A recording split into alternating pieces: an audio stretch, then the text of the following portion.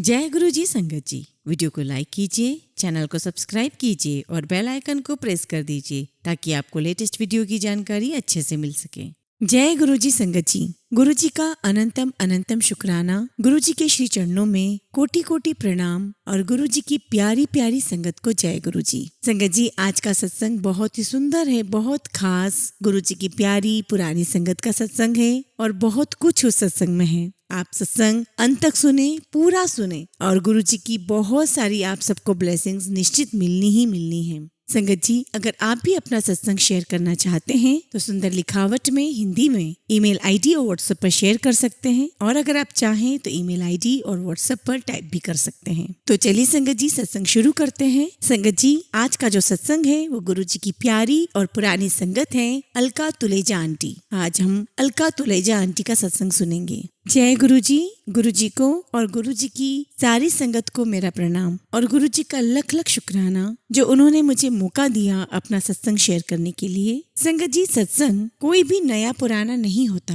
कई लोग कहते हैं कि सत्संग बार बार रिपीट किया जाता है। संगत जी, गुरु जी की महिमा बखान करने का एक माध्यम है और सत्संग कोई नया कोई पुराना नहीं होता और अगर रिपीट भी होता है तो आप ये निश्चित मानिए कि आपके लिए उसमें जरूर फिर से कोई बात लिखी है। गुरु जी जब भी अपने फिजिकल फॉर्म में थे, मेरे अंकल को हमेशा खड़ा करते थे और बोलते थे कि चल भाई सुना अपना सत्संग, और मेरे अंकल हमेशा वही सत्संग रिपीट करते थे, कोई नई स्टोरी नहीं होती थी। संगत जी, मैं यहाँ कहना चाहूंगी कि ऐसा नहीं है कि गुरुजी से जुड़ने के बाद कष्ट नहीं आएंगे, मुसीबतें नहीं आएगी, लेकिन गुरुजी हमेशा कहा करते थे कि 90% कर्म और कष्ट मैं कटवाऊंगा और 10% आपको काटने होंगे और उस 10% में भी गुरुजी बड़े ही प्यार से हमसे वो कष्ट कटवाते हैं। और संगत जी, अगर आपके जीवन में जो परेशानियां आ रही है, मान के चलिए वो आपके जीवन की 10% परेशानियां हैं और गुरुजी बड़े ही प्यार से कटवा रहे हैं और हम बहुत किस्मत वाले हैं कि गुरुजी ने हमारा हाथ थामा है। तो शुक्राना गुरुजी का हमें अपनी संगत बनाने के लिए। गुरुजी के दर पर हम खुद नहीं पहुंच सकते जब तक कि गुरुजी महाराज का आदेश ना हो, उनकी कृपा ना हो। इवन अगर हम अपने घर में भी सत्संग रख रहे हैं या कहीं पड़ोस में सत्संग है या कहीं बड़े मंदिर जाना है, हम तब तक वहां नहीं पहुंच सकते जब तक कि गुरुजी का बुलावा ना हो। संगत जी, मैं अपनी जर्नी सुनाऊंगी कि गुरुजी ने हमें कैसे अपने से जोड़ा। हर कोई किसी न किसी के माध्यम से गुरुजी से जुड़ा होगा और जनरली ऐसा होता था कि अगर किसी को कुछ प्रॉब्लम होती थी तभी वो गुरुजी के पास आते थे। पर हमने ऐसी इच्छा तो जाहिर नहीं की थी गुरुजी के सामने, लेकिन मेरे अंकल को 97-98 में हार्ट अटैक आया था। अंकल बरेली में पोस्टेड थे and he was working with Bharat petroleum. हमने कंपनी को रिक्वेस्ट की कि अंकल का ट्रांसफर यहाँ हो जाए दिल्ली में, क्योंकि मेरे पेरेंट्स यहाँ पर थे। ये ऐसा हमने सोचा था, पर वो प्लानिंग गुरुजी की थी क्योंकि गुरुजी हमें अपने साथ जोड़ना चाहते थे। सो मेरे अंकल का नोएडा ट्रांसफर हुआ। हम 98 के करीब वहाँ पर आए और कुछ दिनों के बाद मेरी एक आंटी है, आशा आंटी, जो इनकम टैक्स डिपार्टमेंट में काम करती हैं, तो उनके घर गुरुजी को आना था क्योंकि गुरुजी ने उन्हें कहा था कि आंटी मैं तेरे घर आना चाहता हूँ, तेरे घर को ब्लेस करना चाहूंगा। और हमें ये बात मालूम थी। और संगत जी, गुरुजी जब भी कहीं किसी के यहाँ जाते थे तो अपनी संगत साथ में लेकर जाया करते थे। तो आंटी ने हमें भी बोला, क्योंकि आंटी जानती थी मेरे अंकल बीमार हैं, तो उन्होंने हमें भी बोला कि आप लोग गुरुजी के पास आए, यहाँ मिले, उनका आशीर्वाद लें। तब तक हम गुरुजी के बारे में ज्यादा कुछ नहीं जानते थे। हम गए और हम जानते हैं कि गुरुजी अंतर्यामी है। हमारे जाने से पहले ही गुरुजी को सब कुछ हमारे बारे में पता था। जैसे ही अंकल ने मत्था टेका, गुरुजी ने कहा कि अंकल कल एक ओम और एक लोटा लेकर के एम्पायर स्टेट आ जाओ। और जब अंकल वहां गए तो गुरुजी ने लोटा ब्लेस किया और समझाया कि लोटे का पानी पीना है, जितना पी सकते हो, और बाकी बचा हुआ पानी से आपको नहाना है। और गुरुजी ने उस ओम के लोकेट को भी ब्लेस किया जो आज भी मेरे हस्बैंड के गले में है। ये सब हुआ और उसके बाद अंकल घर आ गए। अंकल ने कभी नहीं सोचा कि मैं दोबारा यहाँ आऊंगा। और सही भी बात है संगत जी कि जब तक गुरुजी का बुलावा ना हो हम नहीं पहुंच सकते। गुरुजी हमेशा सबको ये कहा करते थे कि आए हो आंधे रहा करो, और यही चीज मेरे अंकल को भी कही। जैसे ही नेक्स्ट वीक आया, अंकल के मन में एक विचार उत्पन्न हुआ कि चलो गुरुजी के मंदिर चलते हैं, क्योंकि अंकल को भी वहाँ बहुत अच्छा लगा था। तो मुझे कहते हैं अंकल चलो तुम्हें वहाँ लेकर चलता हूँ। संगत जी, गुरुजी के दरबार का अपना ही एक ऑरा हुआ करता था, बहुत सुंदर, बहुत भव्य दरबार, और गुरुजी के सामने हम उनसे आंख नहीं मिला सकते थे। इतना ज्यादा तेज था उनके चेहरे पर। हम लोग वहाँ पर गए और जो छोटे बच्चे हैं और जो बूढ़े लोग हैं उन्हें अलाउड नहीं था, क्योंकि गुरुजी कहा करते थे कि घर का कोई एक सदस्य भी आ जाएगा तो बाकी सबको मैं ब्लेस करूंगा। लेकिन हमारे बच्चे बड़े थे, एक बच्चा मेरा 10 साल का था और एक 13 साल का था, तो वो हमारे साथ गए गुरुजी के पास और बच्चों को भी बहुत अच्छा लगा गुरुजी के पास जाकर। और हमने डिसाइड किया था कि हम हर हफ्ते जाएंगे और बच्चे भी बोला करते थे कि चलो गुरुजी के यहाँ चलते हैं। और इस तरीके से हमारी जर्नी स्टार्ट हुई और हम लोग एक हफ्ते में एक बार जरूर गुरुजी के दरबार में जाया करते थे। हमने हमेशा नोट किया संगत जी, देखा कि वहाँ पे कभी कोई चढ़ावा नहीं चढ़ता था। गुरुजी ने कभी किसी से कुछ नहीं लिया, बल्कि झोलियां भर भर के दिया है। बहुत अच्छा जी भर के रजा रजा करके वो लंगर प्रसाद खिलाया करते थे, प्रसाद बांटते थे और उसी लंगर प्रसाद से सारी प्रॉब्लम सॉल्व होती थी। उसी में पावर है गुरुजी की। आज भी संगत जी जो भी लंगर प्रसाद हमें मिलता है उसी में सारी पावर है, उसे अनदेखा नहीं करें। ऐसे ही गुरुजी ने मेरे अंकल को बहुत सारी मिठाई खिलाई और उसको खिला करके मेरे अंकल की शुगर कंट्रोल करी और इशारा करते और 4 बड़ी बड़ी जलेबियां दे दी अंकल को खाने के लिए। और थोड़ी देर बाद कहीं से समोसे आए तो मुट्ठी भर करके 2-3 समोसे दे दिए और उसके बाद फिर हलवा प्रसाद दे दिया, फिर लंगर खाया। और हमारे मन में विचार चल रहा था कि इन्होंने इतना मीठा खा लिया है और अब शुगर बढ़ जाएगी तो अब हम क्या करेंगे। हमें ऐसा लगता था कि गुरुजी को कुछ पता नहीं है और अंकल इतना मीठा खा रहे हैं तो शुगर बढ़ जाएगी। जैसे ही हमने आज्ञा लेने के लिए गुरुजी के सामने मत्था टेका,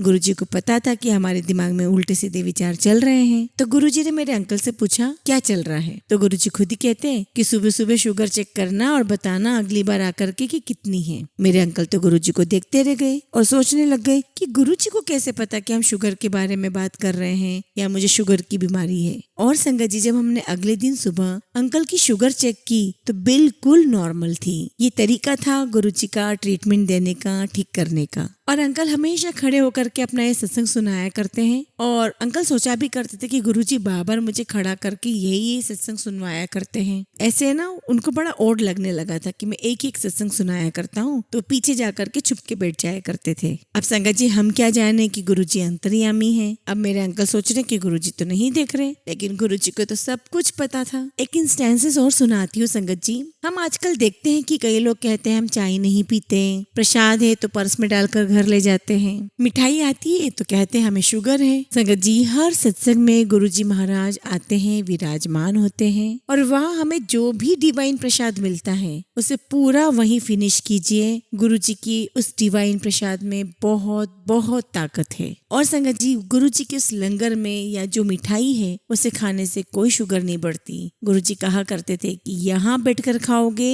तो दवाई है, घर जाकर खाओगे तो मिठाई है। मैंने देखा है सत्संग में भी और बड़े मंदिर में भी कि कई लोग अपना प्रसाद बचा बचा के घर ले जाते हैं कि घर के सदस्यों को खिलाएंगे। नहीं, वो प्रसाद आपका है, आप ही को खाना है। हाँ, अगर कोई बीमार है तो आप उसके लिए मांग सकते हो। तो एक बार की बात है संगत जी कि हमने देखा कि गुरुजी महाराज लंगर चल रहा है और 3 रोटियां उठाई और एक आंटी के प्लेट में उन्होंने वो 3 रोटियां रख दी। अब आंटी से वो 3 रोटियां खाई ना जाए। आंटी ने 2 रोटियां खाई और जो तीसरी रोटी थी वो आंटी ने पर्स में रख ली और उसके बाद वो घर चली गई। अगली बार जब वो आंटी आई तो गुरुजी ने बोला आंटी इधर आ। और जैसे वो पास में आई तो गुरुजी ने कहा कि आंटी तेरे घुटने का दर्द कैसा है। तो कहती है कि गुरुजी 85-90% मेरे घुटने का दर्द ठीक हो गया है, बस थोड़ा सा दर्द बाकी है। तो गुरुजी ने कहा कि अगर रोटी पर्स में छुपा कर ले जाएगी तो घुटने कैसे ठीक होंगे। तो ऐसे गुरुजी को हर बात पता होती थी। गुरुजी अंतर्यामी हैं, वो सब कुछ जानते हैं। और जो गुरुजी का जल प्रसाद मिलता है वो पानी नहीं है, वो अमृत है। आपको जितना भी मिलता है वो वहीं पूरा पी कर आइए या अपने घर ले जाइए और उससे पूरा कंज्यूम कीजिए। और उसके बाद ऐसे ही हमारी जर्नी चलती रही। एक बार मेरे अंकल के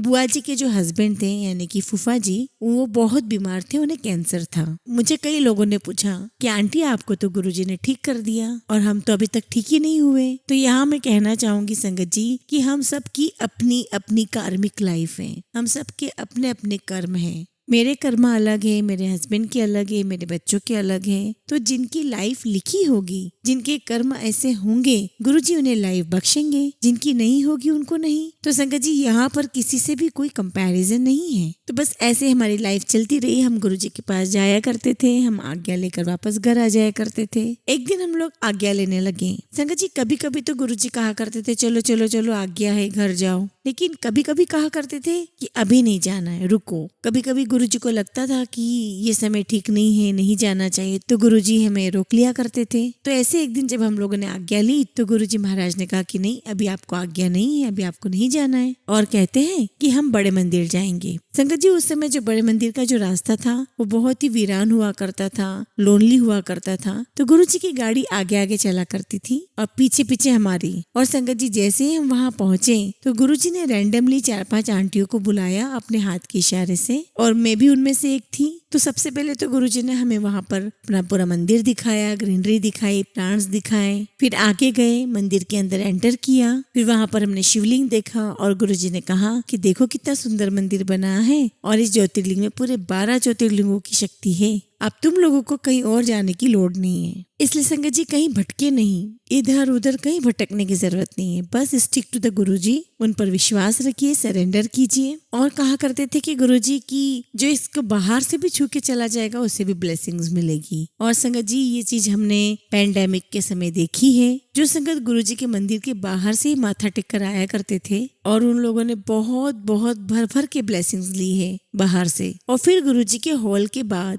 लेफ्ट साइड में एक रूम है जहाँ पर उनके चोले डिस्प्ले में रखे हुए हैं, बेड रखा हुआ है। और फिर गुरुजी ने कहा कि यहाँ पर मैं कैंसर का इलाज करूंगा, एक तरफ अंकल का भी करूंगा और एक तरफ आंटी का भी इलाज करूंगा। तो बस इस तरीके से गुरुजी ने हमें पूरा मंदिर दिखाया और हमें आज्ञा दे दी। संगत जी, उस टाइम पर हम जब संगत से मिलते थे तो हम किसी का नाम नहीं जानते थे, नंबर नहीं जानते थे, किसी का फोन नंबर नहीं लेते थे, और मुझे भी नहीं पता कि वो आंटियां कौन थी, और आज तक भी नहीं पता। हो सकता है जो प्रॉब्लम मुझे आई उन आंटियों को भी प्रॉब्लम आई हो। तभी गुरुजी ने हम सबको पिक किया और हमें ये सब कुछ दिखाया। और संगत जी, आज भी जब मैं जाती हूँ तो मैं हमेशा वहाँ पर मत्था टेकती हूँ और हमेशा अरदास करती हूँ कि गुरुजी हमारी प्रॉब्लम सॉल्व करो, और यही विश करूंगी कि गुरुजी सबकी प्रॉब्लम जल्दी जल्दी सॉल्व करें। बस इस प्रकार हम घर आ गए।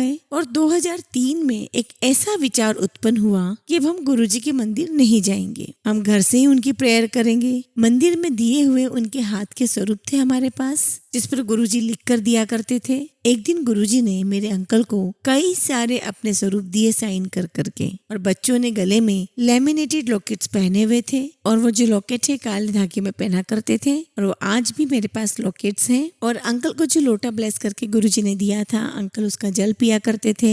अंकल ने लॉकेट पहना हुआ था। अंकल को गुरुजी ने कड़ा पहनाया था। अंकल ऑलरेडी बीमार थे, तो जब इंसान बीमार होता है संगत जी तो थोड़ा चिड़चिड़ा हो जाया करता है, तो उनकी चिड़चिड़ाहट मुझ पर निकलती थी। एक बार जब वो आज्ञा लेने के लिए झुके तो गुरुजी ने कहा कि ओए, तो आंटी पे बहुत गुस्सा करता है, तो आंटी को परेशान करता है, चल अगली बारी आए तो कड़ा लेकर आना। अंकल को हमेशा लगा कि गुरुजी बोल रहे हैं कि कड़ा प्रसाद लेकर के आना। फिर बाद में समझ में आया कि गुरुजी ने हमें चांदी का कड़ा लाने के लिए कहा। मेरे अंकल चांदी का कड़ा लेकर आए और बाद में गुरुजी ने उसे ब्लेस करके अंकल को पहनाया और आज तक पहन रखा है। मेरी कजिन आशा आंटी भी गुरुजी के पास बैठी हुआ करती थी, तो अंकल मुझे घर जाकर के बोलते हैं, तूने जरूर गुरुजी से मेरी शिकायत लगाई होगी। वैसे भी संगत जी, गुरुजी को तो कुछ बताने की जरूरत ही नहीं थी, वो तो सब कुछ जानते थे। तो गुरुजी ने इस प्रकार अंकल को कड़ा पहनाया और उसके बाद अंकल कुछ शांत जरूर हुए। हाँ, तो 2003 में हम लोगों ने गुरु महाराज के मंदिर जाना बंद कर दिया और 2004 में हमारी ट्रांसफर हो जाती है और हम जाते हैं केरला। देखिए संगत जी, हमने तो एक बार जाना छोड़ दिया, लेकिन गुरुजी जब एक बार हाथ पकड़ते हैं ना तो फिर कभी नहीं छोड़ते आपका हाथ। गुरुजी हमारा 24/7 ध्यान रखते हैं। गुरुजी इतने प्यारे हैं, वो सिर्फ प्यार मांगते हैं, भाव मांगते हैं, श्रद्धा मांगते हैं। और संगत जी, जब हमारा ट्रांसफर केरला हुआ तब हमने सोचा कि शायद हमारे साथ बहुत बुरा हुआ,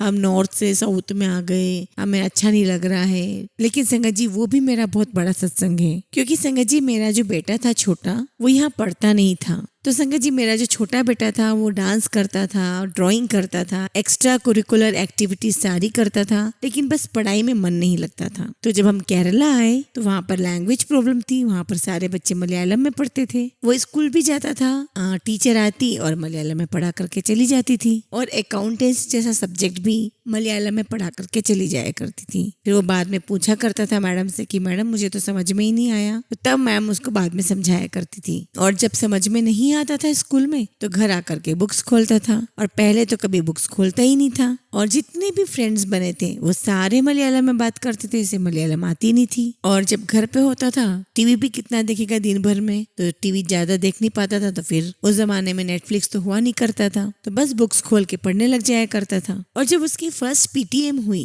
तो उसने मुझे कहा कि मम्मी आप स्कूल में आना पीटीएम में, पर मेरे बारे में कुछ भी मत बताना। और जब मैं उस पीटीएम में गई, हर कोई मेरे बेटे को जानता था, क्योंकि नॉर्थ इंडियन साउथ इंडियन से थोड़े अलग दिखते हैं। तो वैसे भी जैसे मैं एंटर हुई सब समझ गए कि सौरभ की मम्मी आई है। जब मैं पहले नोएडा या दिल्ली में उसकी स्कूल अटेंड करने जाती थी पीटीएम में, तो हमेशा यही शिकायत मिलती थी, very naughty child, very irregular child, पढ़ता नहीं है। तो गुरुजी को उसका कुछ ट्रांसफॉर्मेशन करना था, तो हमें केरला भेजा गुरुजी ने। तो जैसे मैं पीटीएम अटेंड करने के लिए अंदर एंटर हुई, उसकी टीचर ने मुझे सीट ऑफर की, मुझे बिठाया और मुझे बोलती है your child is very intelligent. और जैसे उन्होंने ये बात बोला, मेरा तो सिर घूमने लगा कि ये क्या बात बोल रही हैं, क्योंकि मैंने तो हमेशा इसकी पीटीएम में डांट खाई है टीचर से। और उसकी टीचर तारीफ कर रही थी और सौरभ मुंह पर उंगली रखकर मुझे इशारे से बोल रहा था कि आप कुछ भी मत बोलना। और कहने लगी कि एक लड़की है जो क्लास में टॉपर है और वो और ये जरूर इस साल दोनों रिकॉर्ड तोड़ेंगे। मैं हैरान हो गई कि अकाउंटेंसी में इतना अच्छा कि किसी को टॉपर को बीट कर दे। हुआ क्या ऑल ऑफ सडन कि 11th में ये बच्चा इतना वीक था और गुरुजी ने 12th में आते आते उसको इतना ट्रांसफॉर्म कर दिया। तो हमारा साउथ में जाने का मकसद यही था, हमारे बेटे का ट्रांसफॉर्मेशन करना। और जब 12th के फाइनल एग्जाम्स आए, बोर्ड एग्जाम्स आए, तो मेरे हस्बैंड उससे पूछा करते थे कि बेटा तो पास तो हो जाएगा ना, और वह हंसकर बोला करता था कि देख लेना पापा। और जब रिजल्ट आया और हमने देखा कि उसकी अकाउंटेंसी में लिटरली 98 मार्क्स थे और उसने सच में भी अकाउंटेंसी में टॉप किया था। तो संगत जी, जो बच्चा अकाउंटेंसी में टॉप करता है वो नालायक तो नहीं है, बस उसे अंदर से रियलाइजेशन नहीं थी कि हाँ मेरे पास भी दिमाग है और मैं पढ़ सकता हूँ। लेकिन दूसरी तरफ बच्चा भटक रहा था गेम्स में, एक्स्ट्रा करिकुलर एक्टिविटीज में। लेकिन गुरुजी ने उसे एहसास दिलाया कि नहीं, तुम बहुत इंटेलिजेंट बच्चे हो। फिर 12th के बाद में उसने दिल्ली यूनिवर्सिटी से अपनी ग्रेजुएशन की, क्योंकि उसने कहा कि अब मुझे साउथ में नहीं पढ़ना है। और फिर बाद में वो सिडनी गया और सिडनी की बहुत ही बढ़िया यूनिवर्सिटी से प्रोफेशनल अकाउंटेंसी का कोर्स किया और बाद में उसने सर्टिफाइड अकाउंटेंसी की और उसने उसमें बहुत अच्छा किया। और गुरुजी की उस पर बहुत ज्यादा कृपा है और गुरुजी का बहुत बहुत शुक्राना कि गुरुजी ने उसे कैसे ट्रांसफॉर्म कर दिया। उसके बाद संगत जी 2007 में पता चला कि गुरुजी महाराज ने चोला छोड़ दिया और बिना बुलावा के हम वहाँ नहीं जा सकते थे, तो हम वहाँ नहीं जा पाए। सॉरी गुरुजी, हमें बुलावा नहीं था। और 2009 में फिर से अंकल की पोस्टिंग नोएडा में हो गई and now we had a house in Gurgaon. तो अंकल की रिटायरमेंट को 3-4 साल रह गए थे, तो अंकल ने कहा अभी हम वहाँ रहेंगे, फिर 2-4 साल बाद फिर शिफ्ट करेंगे। तो ऐसा करते हैं कि अभी हम अपने घर में शिफ्ट हो जाते हैं। और क्यों हमें गुरुजी वहाँ शिफ्ट करवाना चाहते थे? क्योंकि गुरुजी चाहते थे और गुरुजी कहा करते थे कि गुड़गांव रहो, मैंने तुम्हें गुड़गांव में ब्लेस किया है। और अब हम जानते हैं कि गुड़गांव का नाम भी अब गुरुग्राम बन चुका है। और हम गुड़गांव आते हैं 2009 में और 2010 में गुरुजी एक आंटी को मेरे पास भेजते हैं और वो आंटी मेरे पास आकर के गुरुजी के बारे में इंट्रोडक्शन देती है। ऐसे बोलती थी कि आंटी एक ना गुरुजी हैं, मैं वहाँ जाती हूँ भाटी माइंस पर, भाटी माइंस के पास उनका मंदिर है। और मैं उनकी बात सुन के मुस्कुरा दी और मेरे घर में गुरुजी का स्वरूप लगा हुआ था, तो मैं स्वरूप लेकर के आई और मैंने बोला कि ये वाले गुरुजी हैं? तो कहती है हाँ। तो बोलती कि तुम कैसे जानते हो? फिर हम दोनों की बातचीत शुरू हो गई, हम दोनों ने एक दूसरे को सत्संग शेयर किया। तो उन्होंने भी अपने सत्संग शेयर किया, मैंने भी अपना सत्संग शेयर किया। तो फिर मैंने उनसे रिक्वेस्ट की कि आप मुझे गुरुजी के पास ले जाओगे, क्योंकि मुझे गुड़गांव से मंदिर का रास्ता पता नहीं था। तो ये वो पर्सन थी जो मुझे अगेन हमारी सेकेंड जर्नी शुरू करवाई। वो मुझे लेकर के गुरुजी के पास गई और हमारी सेकेंड जर्नी स्टार्ट हुई। और मैंने मेरे अंकल को भी बोला कि चलना है मंदिर, तो वो भी रेडी हो गए क्योंकि गुरुजी का बुलावा था और गुरुजी के बिना बुलाए तो हम जा ही नहीं सकते थे। हमने 2010 में दोबारा जाना शुरू किया और 2012 में मैं सिडनी गई हुई थी। मेरे दोनों बेटे सिडनी में हैं, तो हम लोग सिडनी गए हुए थे और हमारा वापस लौटने का समय आ गया था। 1 हफ्ता बचा था लौटने में। तो संगत जी मुझे कुछ टेस्ट करवाने थे और जाने का समय भी आ गया था। तो बच्चों ने बोला कि कोई बात नहीं मम्मी, आप दिल्ली जाकर के टेस्ट करवा लेना। और जब मैंने दिल्ली आकर के टेस्ट करवाया तो मुझे 4th स्टेज ओवेरियन कैंसर था और जो कि मेरी पूरी बॉडी में फैल चुका था। यहाँ तक कि मेरे लंग्स और लीवर भी अफेक्टेड हो चुके थे। हमने 2-3 डॉक्टर से ओपिनियन ली और सब ने यही कहा अब आपकी लाइफ 5 से 6 महीने से ज्यादा की नहीं है। और संगत जी, आप बिलीव नहीं करोगे, मैंने सब कुछ गुरुजी पर छोड़ दिया था कि गुरुजी है, मुझे और कुछ नहीं करना। और जब मैंने गुरुजी पे पूरा सरेंडर कर दिया तो गुरुजी ने भी मेरा पूरा ध्यान रखा। मैं कीमोथेरेपी करा करके गुरुजी का लंगर खाने जाया करती थी और लंगर खा के जब मैं वहाँ पर मत्था टेकती थी यही कहा करती थी कि गुरुजी अब आपको ही सब कुछ करना है। After 3 months of my chemotherapy मुझे बड़े मंदिर में गुरुजी महाराज का लंगर प्रसाद मिला। और जब डॉक्टर ने मेरा पेस्ट स्कैन किया और 2-3 डॉक्टर्स की टीम आई और वो लोग कुछ डिस्कशन करने लगे मेरे बारे में और फिर दोबारा मेरा टेस्ट किया गया और दोबारा टेस्ट करने के बाद रिपोर्ट्स डॉक्टर ने पढ़ी तो मुझे अंदर बुलाया गया। तो डॉक्टर कहते हैं कि जो आपका 4th स्टेज का ओवेरियन कैंसर था जो अंदर फैल चुका था, अभी 2nd टाइम की रिपोर्ट भी देख करके हम बहुत सरप्राइज्ड हैं कि आपकी पूरी बॉडी में कैंसर का कोई नामो निशान नहीं है।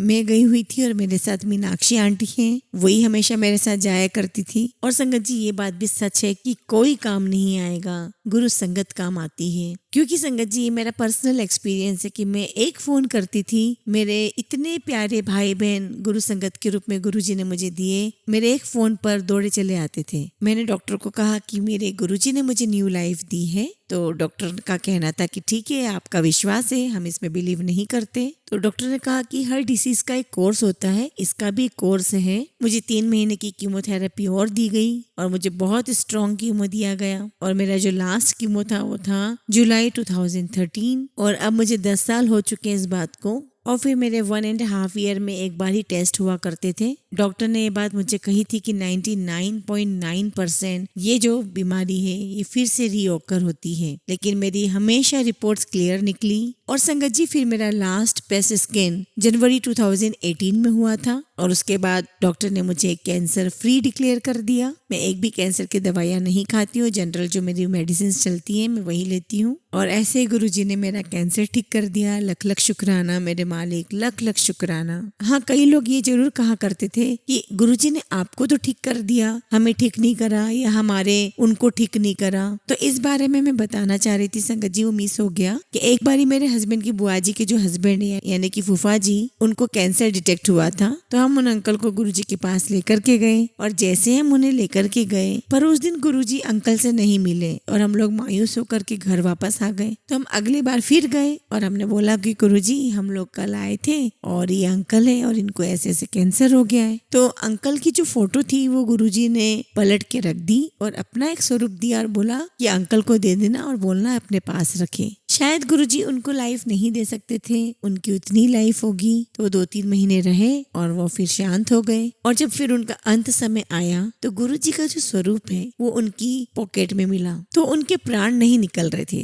तो किसी ने कहा कि देखो जरा, कोई चीज इनके पास है जिसकी वजह से अटकाव हो रहा है। तो किसी ने इनकी शर्ट में देखा तो गुरुजी का स्वरूप निकला हुआ था और जैसे ही गुरुजी का स्वरूप निकाला, अंकल ने प्राण त्याग दिए। तो कहने की बात यह है संगत जी कि गुरुजी हमारे साथ हैं। जहाँ गुरुजी साथ में थे तो वहाँ यमराज भी आपके प्राण नहीं ले सकता था। तो गुरुजी का बहुत बहुत बहुत शुक्राना। संगत जी, एक बार मेरे अंकल को पैरों में गिंग्रीन हो गई और पैरों में से पस निकल रहा था। तो डॉक्टर को जब दिखाया तो डॉक्टर ने कहा कि अंगूठा कटेगा ये तो, और अगर ज्यादा फैल गया तो पैर भी कटेगा। हम लोग बहुत परेशान थे और हॉस्पिटल में बैठे हुए थे। तो इन्होंने अरदास की कि गुरुजी मेरा पैर नहीं कटना चाहिए। बस इतनी सी बात अंकल ने सोची और डॉक्टर ने कहा कि एक काम करते हैं, एक एक्सरे निकला लेते हैं। हमने एक्सरे ले लिया और उसकी रिपोर्ट लेकर के ऑर्थोपेडिक डॉक्टर के पास चले गए। तो डॉक्टर कहने लगे कि इनकी जो बोन है ना वो सड़ गई है, उसको कट लगा करके ऑपरेशन करके बाहर निकालनी पड़ेगी। तो संगत जी, जो फुटबॉल प्लेयर्स होते हैं तो अक्सर उनकी इस प्रकार से फुटबॉल खेलते समय बोन टूट जाती है और वो ऐसे ही निकाल दी जाती है हड्डी। तो डॉक्टर ने कहा कि शुगर पेशेंट के लिए यही इलाज है कि इस पार्ट को काट के फेंक दो। और संगत जी, अगले दिन डॉक्टर ने हमें ओटी में बुलाया, ऑपरेशन करके कट लगा करके वो सड़ी हुई जो बोन थी वो निकाल कर फेंक दी। और इस बात को संगत जी आज 7-8 साल हो गए हैं। मेरे अंकल का अंगूठा बिल्कुल ठीक हो गया है और ऐसे गुरुजी ने हमारी बात सुन के बिल्कुल भी हमें प्रॉब्लम नहीं होने दी। जय गुरुजी, लख लख शुक्राना गुरुजी। और आज उनका अंगूठा बिल्कुल ठीक है। कोई नौबत ऐसी नहीं है कि अंगूठा कटे। संगत जी, एक मेरी फ्रेंड है और उसे मैंने गुरुजी के सत्संग में देखा, तो मैंने उससे पूछा कि तुम कब से आने लगी हो? तो कहने लगी कि हम तो बहुत मानते हैं, मैं तो बहुत मानती थी, मेरे हस्बैंड भी गुरुजी के आया करते थे, तो हम भी आना शुरू हो गए। तो उसके अंकल को हार्ट की कोई प्रॉब्लम थी और सर्जरी के लिए उन्हें लेकर गए थे। तो अंकल का क्लोराइड कम था, तो डॉक्टर ने कहा कि नहीं, अभी सर्जरी नहीं हो सकती है, पहले क्लोराइड बढ़ाएंगे कुछ इंजेक्शन या मेडिसिन दे करके, उसके बाद ही सर्जरी होगी। तो ओटी में से वो वापस बेडरूम में शिफ्ट हो गए। तो आंटी बहुत परेशान हो गई कि जो सर्जरी है वो पोस्टपोन हो गई, फिर नेक्स्ट डे से वो अगले हफ्ते पोस्टपोन हो गई। तो एक आंटी आई जो उनकी फ्रेंड थी और उन्हें गुरुजी का स्वरूप दे करके गई और कहा, ये हमारे गुरुजी का स्वरूप है और इसे तो अपने हस्बैंड के पास रख दे। और जो अंकल है वो गुरु ग्रंथ साहिब को मानते थे। तो आंटी ने कहा कि मैं फोटो रखूंगी तो वो बहुत ऑब्जेक्शन लेंगे। तो आंटी ने भी अंकल को बिना बताए उनकी पीलो के नीचे गुरुजी का स्वरूप रख दिया। अंकल को वापस दोबारा ऑपरेशन थिएटर ले जाया गया। उनकी सर्जरी ठीक ठाक हो गई। जनरली ऑपरेशन के बाद एक रात आईसीयू में रखते हैं, परंतु उनको 1-2 घंटे रख के जनरल वार्ड में शिफ्ट कर दिया। अब जब रूम में शिफ्ट किया तो सुबह बेडशीट बदलने के लिए आए। उन्होंने अंकल को जैसे ही कुर्सी पर बिठाया तो जैसे ही पीलो हटाया, पीलो के नीचे से गुरु महाराज की फोटो दिखी। तो जैसे ही स्वरूप निकला तो अंकल ने पूछा, ये कौन है? तो इन्होंने बोला, आंटी ने, कि ये मेरी फ्रेंड के गुरुजी हैं। तो वो पूछते कि कहाँ रहते हैं? तो उन्होंने कहा कि आंटी ने कि अब गुरुजी ने अपना चोला छोड़ दिया है, फिजिकल फॉर्म में नहीं है गुरुजी अब। तो वो अंकल कहते हैं कि मैं तो मान ही नहीं सकता ये अपने फिजिकल फॉर्म में नहीं है, ये तो कल रात मेरे रूम में आए और मुझसे बातें की। और अंकल गुरुजी के बारे में बिल्कुल भी नहीं जानते थे संगत जी कि गुरुजी कौन है। फिर भी गुरुजी ने उन्हें दर्शन दिए, उन्हें ब्लेस किया और फिर उसके बाद अंकल की सर्जरी हुई। अब कोई कहता है कि हम इस साल से जुड़े हैं, हम उस साल से जुड़े हैं, लेकिन संगत जी हमें नहीं पता हम कितने सालों से, कितने जन्मों से गुरुजी के साथ जुड़े हुए हैं। संगत जी, मैं तो सिर्फ यही कहूंगी कि दवा काम करती है, लेकिन उससे ज्यादा गुरुजी की ब्लेसिंग्स काम करती हैं। अगर मैं आज में सत्संग कर रही हूँ तो गुरुजी ने मुझे न्यू लाइफ दी हुई है, वरना मैं सत्संग नहीं कर रही होती। संगत जी, गुरुजी ने बहुत बहुत ब्लेस किया है मुझे, अंकल को, मेरे पूरे परिवार को, मेरे बच्चों को। गुरुजी महाराज का लख लख शुक्राना, अनंतम अनंतम शुक्राना। गुरुजी महाराज से यही अरदास करती हूँ कि सारी संगत को ऐसे ही ब्लेस करें। अब मैं अपनी वाणी को यही विराम दूंगी। जल्दी ही गुरुजी अगर चाहेंगे तो मैं अपना अगला सत्संग जल्दी सुनाऊंगी। जय गुरुजी, शुक्राना गुरुजी। संगत जी, हम सत्संग का अंत एक बहुत ही खूबसूरत कहानी से करेंगे। एक समय की बात है, एक राज्य में एक प्रतापी राजा राज्य करता था। एक दिन उसके दरबार में एक विदेशी आया और उसने राजा को एक सुंदर पत्थर उपहार में दिया। राजा वह पत्थर देखकर बहुत खुश हुआ। उसने उस पत्थर से भगवान विष्णु की प्रतिमा का निर्माण कर उसे राज्य के मंदिर में स्थापित करने का निर्णय लिया और प्रतिमा निर्माण का कार्य राज्य के महामंत्री को सौंप दिया। महामंत्री गांव के सर्वश्रेष्ठ मूर्तिकार के पास गया और उसे वह पत्थर देते हुए बोला, महाराज, मंदिर में भगवान विष्णु की प्रतिमा स्थापित करना चाहते हैं। 7 दिन के अंदर इस पत्थर से भगवान विष्णु की प्रतिमा तैयार कर राजमहल पहुंचा देना। इसके लिए तुम्हें 50 स्वर्ण मुद्राएं दी जाएगी। 50 स्वर्ण मुद्राओं की बात सुनकर मूर्तिकार खुश हो गया और महामंत्री के जाने के उपरांत प्रतिमा का निर्माण कार्य प्रारंभ करने के उद्देश्य से अपने औजार निकाल लिए। अपने औजारों में से उसने एक हथौड़ा लिया और पत्थर तोड़ने के लिए उस पर हथौड़े से वार करने लगा, किंतु पत्थर जस का तस रहा। मूर्तिकार ने हथौड़े के कई वार पत्थर पर किए, किंतु पत्थर नहीं टूटा। 50 बार प्रयास करने के उपरांत मूर्तिकार ने अंतिम बार प्रयास करने के उद्देश्य से हथौड़ा उठाया, किंतु यह सोचकर हथौड़े पर प्रहार करने के पूर्व ही उसने हाथ खींच लिया कि जब 50 बार वार करने से पत्थर नहीं टूटा तो अब क्या टूटेगा। वह पत्थर लेकर वापस महामंत्री के पास गया और उसे यह कहकर वापस कर आया कि इस पत्थर को तोड़ना नामुमकिन है, इसलिए इससे भगवान विष्णु की प्रतिमा नहीं बन सकती। महामंत्री को राजा का आदेश हर स्थिति में पूर्ण करना था, इसलिए उसने भगवान विष्णु की प्रतिमा निर्मित करने का कार्य गांव के एक साधारण से मूर्तिकार को सौंप दिया। पत्थर लेकर मूर्तिकार ने महामंत्री के सामने ही उस पर हथौड़े से प्रहार किया और वह पत्थर एक बार में ही टूट गया। पत्थर टूटने के बाद मूर्तिकार प्रतिमा बनाने में जुट गया। इधर महामंत्री सोचने लगा कि काश पहले मूर्तिकार ने एक अंतिम प्रयास और किया होता तो सफल हो गया होता और 50 स्वर्ण मुद्राओं का हकदार होता। संगत जी, हम भी अपने जीवन में ऐसी परिस्थितियों से दो चार होते रहते हैं। कई बार किसी कार्य को करने के पूर्व या किसी समस्या के आने पर उसका निराकरण करने के पूर्व ही हमारा आत्मविश्वास डगमगा जाता है और हम प्रयास किए बिना ही हार मान लेते हैं। कई बार हम एक दो प्रयास में असफलता आने पर आगे प्रयास करना छोड़ देते हैं, जबकि हो सकता है कि कुछ प्रयास और करने पर कार्य पूर्ण हो जाए या समस्या का समाधान हो जाए। यदि जीवन में सफलता प्राप्त करनी है तो बार बार असफल होने पर भी तब तक प्रयास करना नहीं छोड़ना चाहिए जब तक कि सफलता नहीं मिल जाती। जय गुरु जी। शुक्राना गुरु जी।